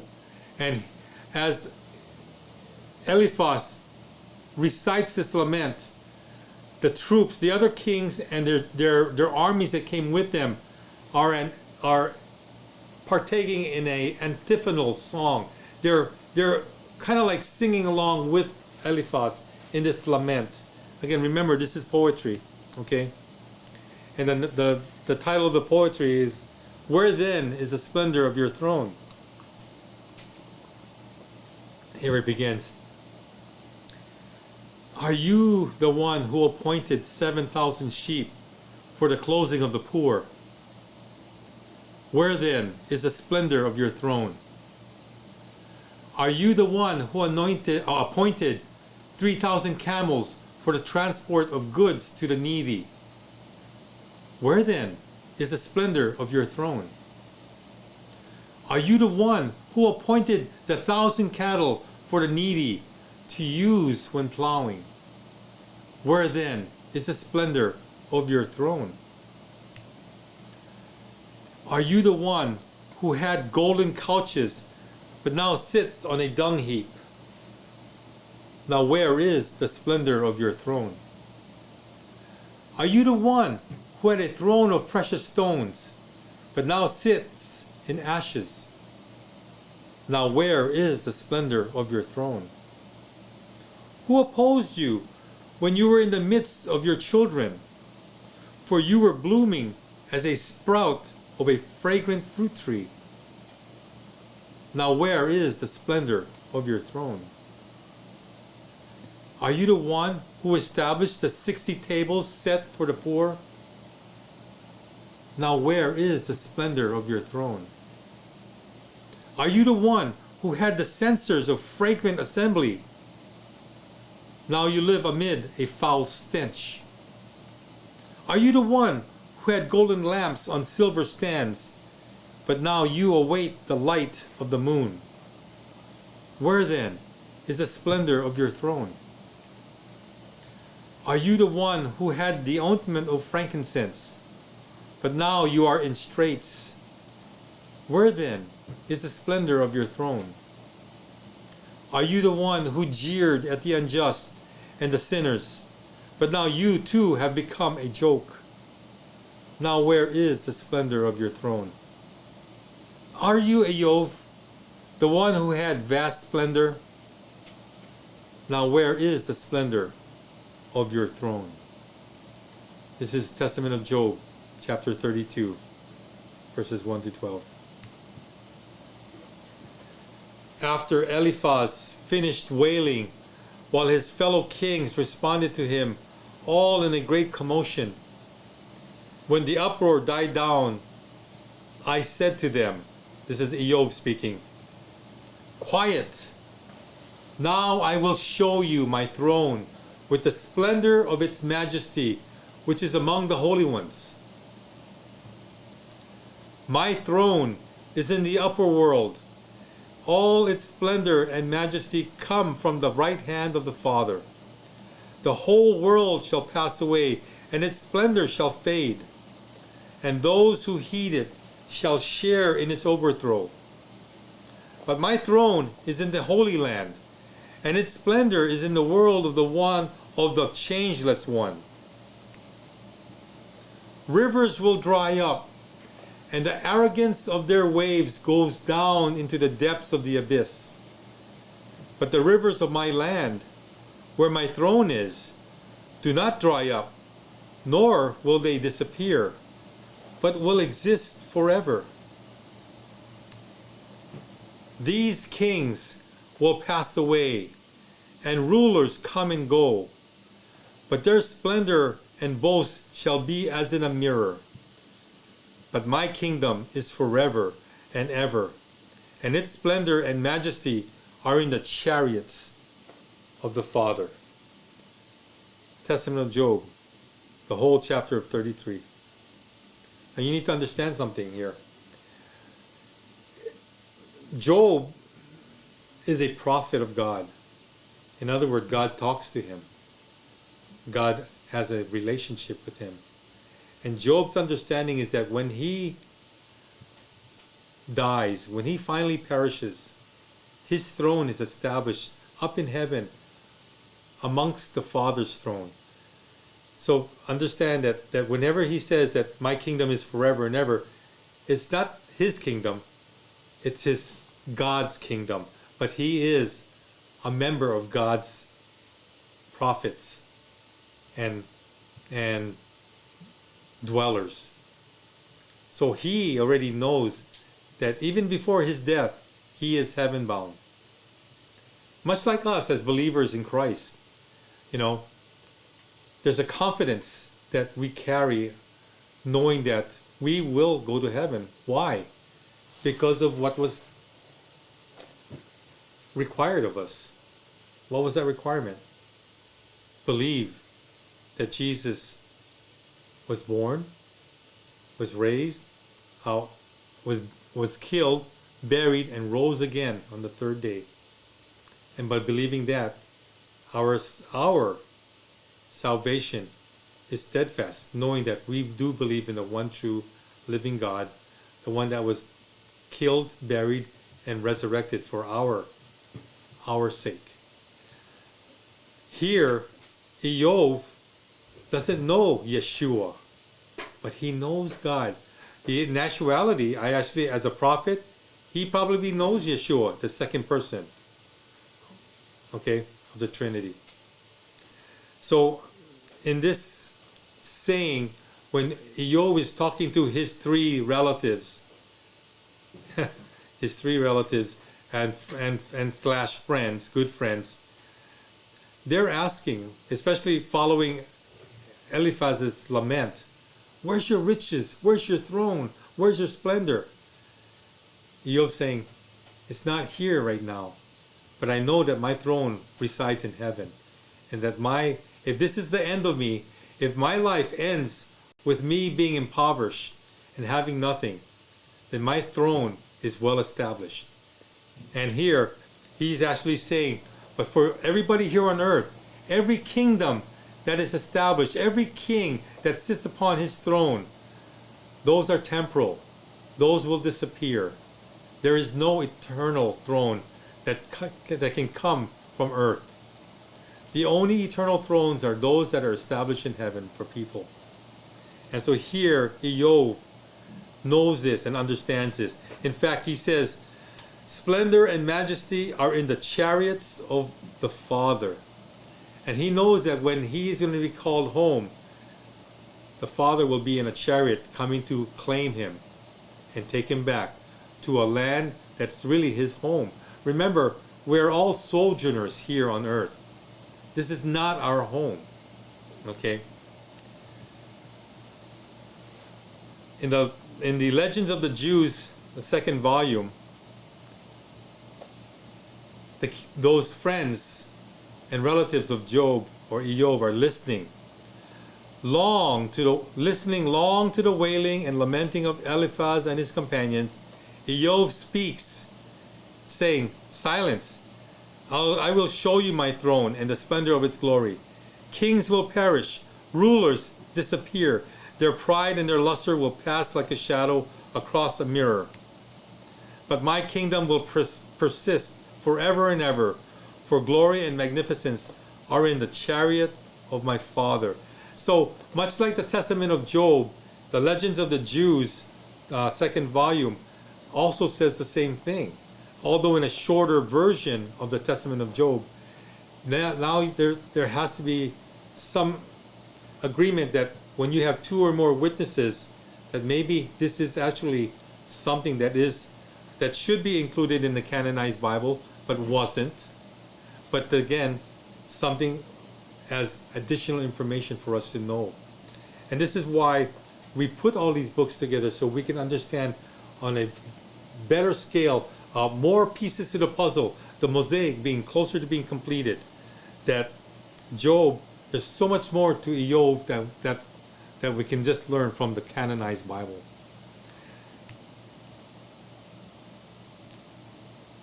Here's another Legend of the Jews. These words that Iyov shared with Eliphaz and Bildad and Zophar aroused the wrath of Eliphaz, and he called upon his associates to abandon Iyov to his faith and to go their way. But Bildad appeased his anger, reminding him that some allowance ought to be made for one so sorely tried as Iyov. So what's happening here? When Iyov started to talk about his throne being forever, everlasting, and that the thrones of men here on earth will not last, what did that do? Well, remember, Iyov, Bildad, and Zophar are kings in their own right. They have thrones of their own in kingdoms of their own. And the way Eliphaz is reading this is that he's saying, "What? How dare you say my throne is not everlasting?" But you know what? It's true. He just didn't want to admit it. Because any kingdom on earth is never lasting. And Iyov was just declaring something that was again prophetic, because he is a prophet, and that he was connected with God. See, a lot of times people try to understand who God is, and they come away thinking that they know who God is, but have no idea who God is.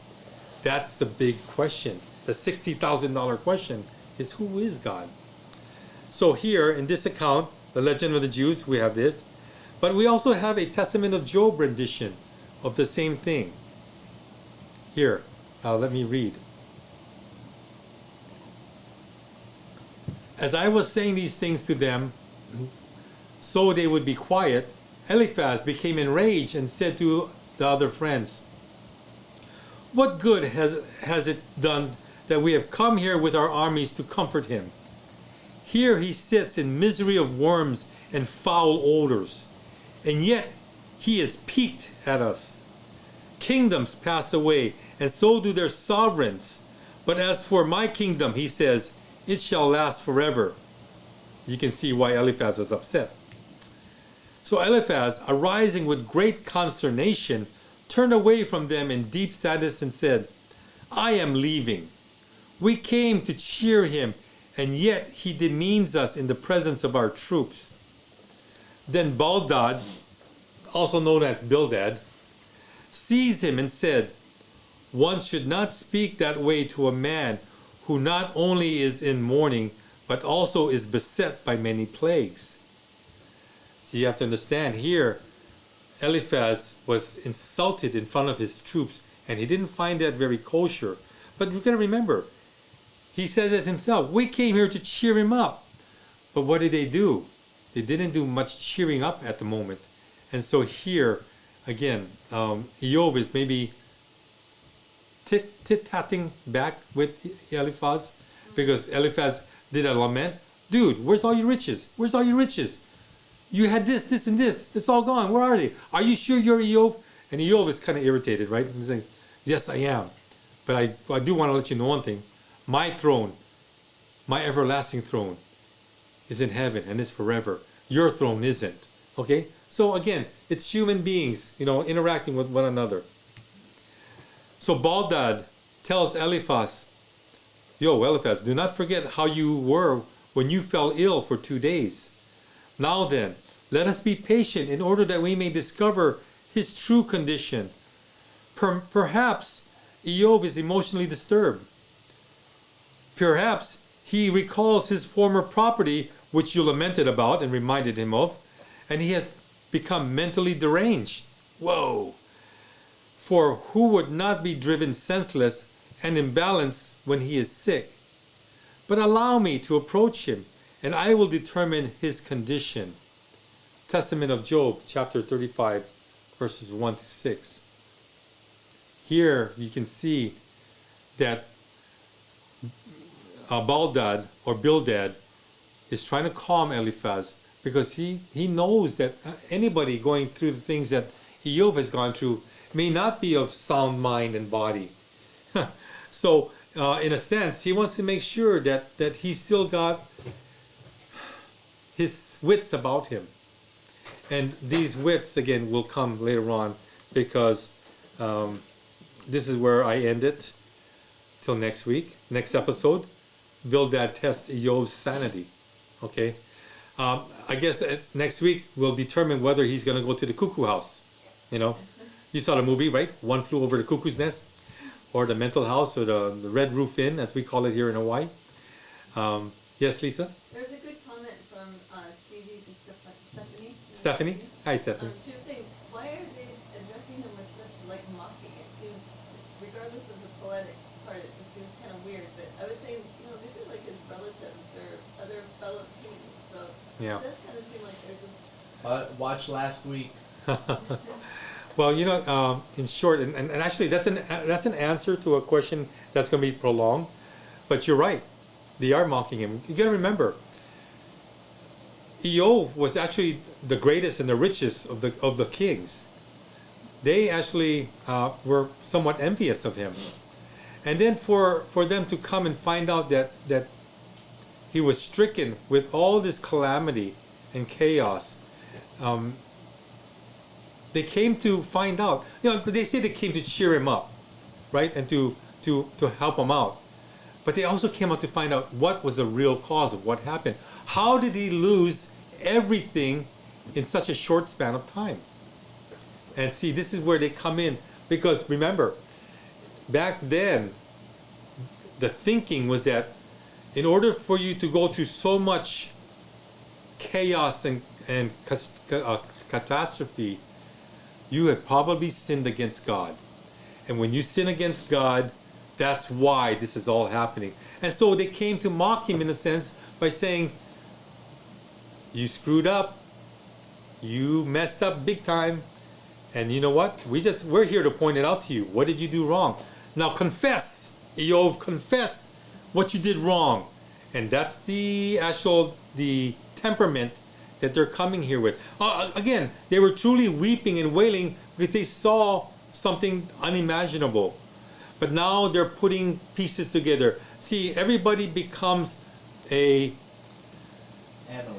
analyst. Thank you, son. Everybody wants to analyze something.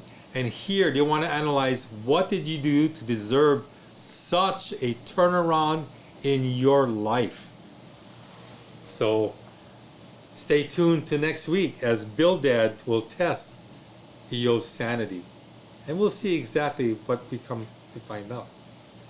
But with that, thanks for sitting in and seeing this through to episode 6. Episode 7 will be intriguing. I think we're at the point that we're going to have Lisa come up so we can close. And then we'll have our closing song to finish everything up. Okay? So, come here, baby. Alright. I'll move over. Isaac, are we centered now? Shalom, all you guys. Thank you so much for all your participation and making me crack up constantly in the chat. It was a fun one. Noble's gonna probably read it later, or maybe tomorrow, and be smiling and laughing. You guys are good. But we just thank you so much all for participating. We did have one prayer request came in from Penny. Okay. With her friend had broke her hip. Oh no. Yeah. Is Her your name is Shirley Johnson. Shirley Johnson. Yeah, she broke her hip, so Oh gosh. Yeah. prayers for her. Yeah. Yeah, let's and- lift her up. And then there's another prayer request that's been pretty heavy on our hearts the last few days. I don't know if you wanna. What? Sure. Then. Okay. So last week we was it last week? Yeah, last week we mentioned that Alan and Edelyn, we were praying for Alan's mom because she was pretty ill and she had to be rushed to the hospital. I suffered a stroke and went to the hospital ICU. Right? Yeah, yeah. So we got news, and I can't even remember what day it was. Was it 2 days ago? Yeah. So on Wednesday, no, Thursday, 2 days ago, on Thursday, they disconnected her breathing tube because she was on a ventilator, and they were going to try to see if she would do okay without it. But because the stroke was somewhat massive, she was not able to survive, so she went home. Alan texted me that day and said that she went home to be with the Lord.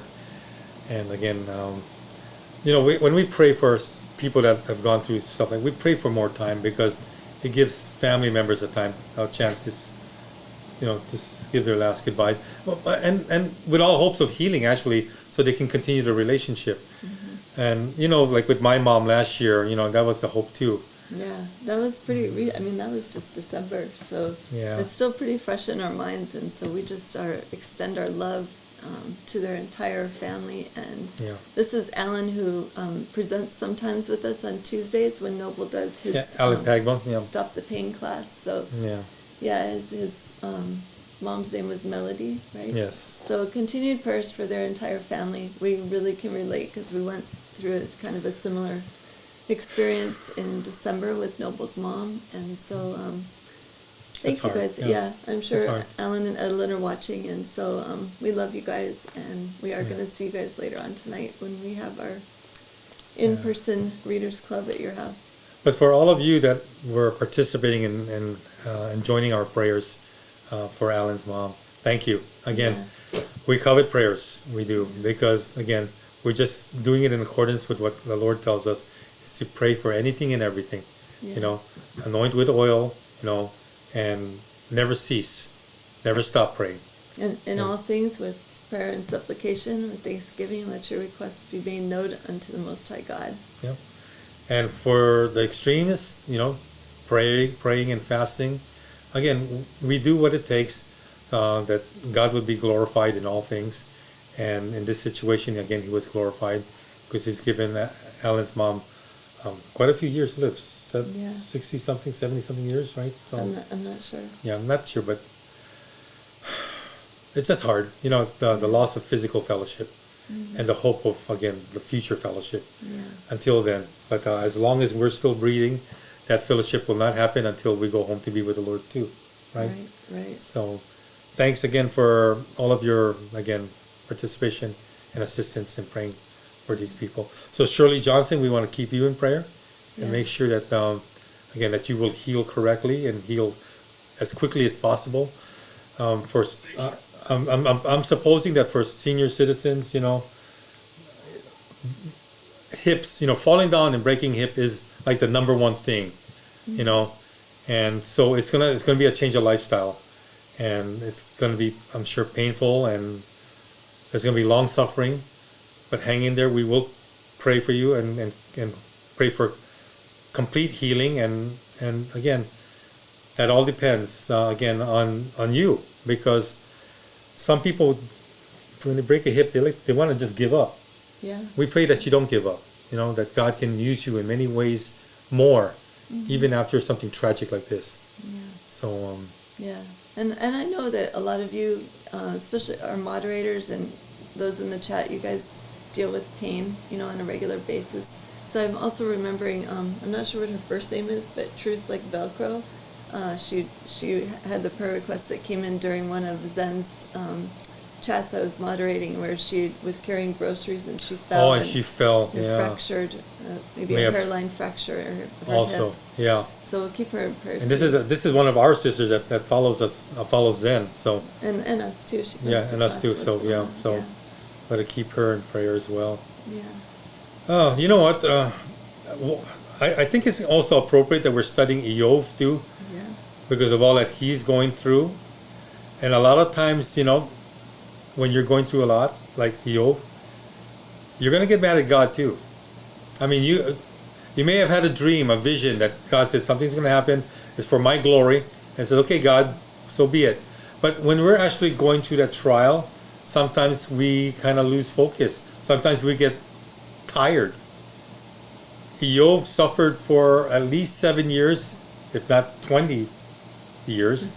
You know, we don't know the true number. Time frame. Yeah. But can you imagine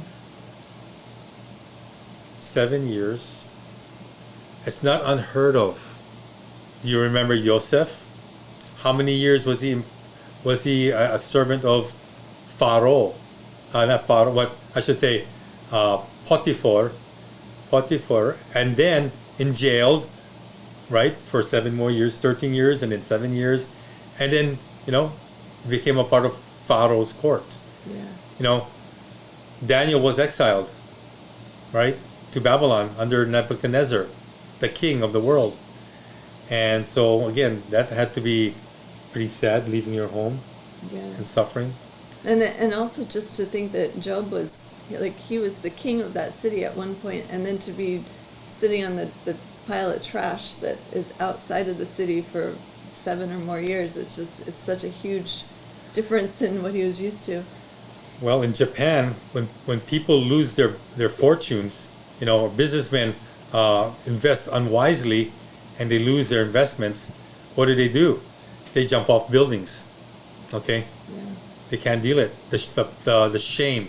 To them, it's the shame of being a failure. But you know what? It's more than that. And money is not it's just a tangible thing. Yeah. You know, I don't think Iyov was really hurting because of what he lost as far as material things. But I think it was the fact that God wasn't answering, and we're going to come across this in the future episodes, wasn't answering his cries. Remember, he had communication with God, and for some reason, God was silent. Yeah. So, okay, with that, we're coming to a close. You know, we again thank you for being here. We'd love the fellowship with you guys. Thanks for getting well, especially for those of you that have been sick. I'm one of you. I feel a whole lot better. So, when I say that, I cough, right? Spoke too soon. But we want to keep praying for you guys that are not doing well. Keep in touch with us. Keep us in contact, and we'll see you again Tuesday. Stop the pain, or next week Saturday. All right. So with that, we're gonna close in prayer, and Isaac will have our closing song to follow. Okay. All right. So Lisa, go ahead. Okay. Dear Abba, we thank you so much for this wonderful time of fellowship together and this excellent teaching that Noble's brought forth with the Hebrew class and then the ongoing saga of Job. And we just thank you, Father God, that you bless everyone who's here and continue to watch over them, protect everyone throughout this week, and bring us back together again safely. In your name, Yeshua, amen. We love you guys. God bless you. We see you again. Love you Shalom. guys. Shalom.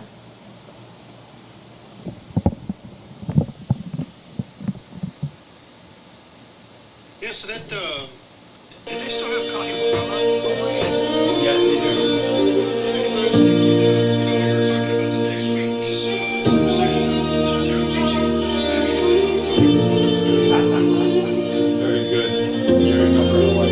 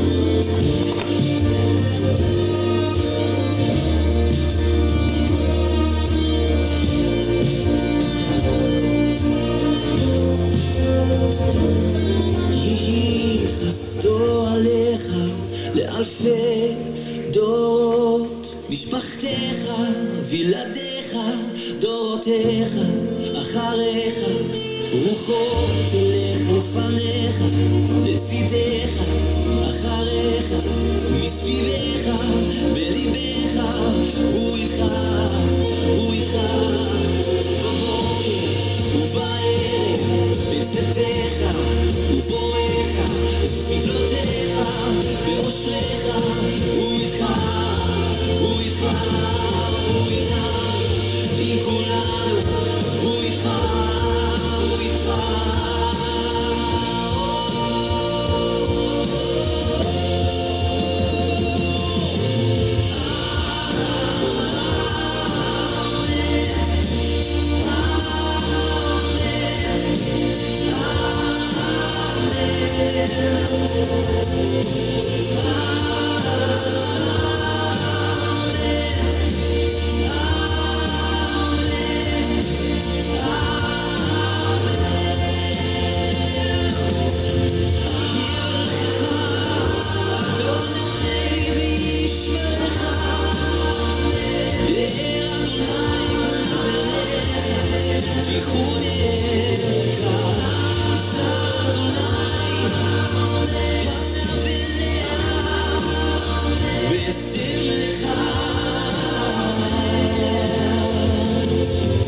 Shalom.